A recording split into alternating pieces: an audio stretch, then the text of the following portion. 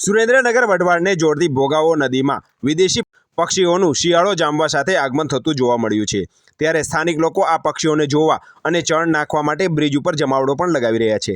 ખાસ કરીને આ પક્ષીઓ સવારના સમયે વધુ પ્રમાણમાં જોવા મળી રહ્યા છે। ત્યારે ભોગાવો નદી દૂષિત હોવાના કારણે શહેરીજનોમાં કચવાશની લાગણી પણ જોવા મળી છે અને જો આ સ્થળ ઉપર ઉગી ગયેલ બાવળો અને ગંદુ પાણી દૂર કરવામાં આવે તો ભોગાવો નદી વધુ રમણીય બનાવી શકાય તેવી માંગ પણ શહેરીજનો કરી રહ્યા છે।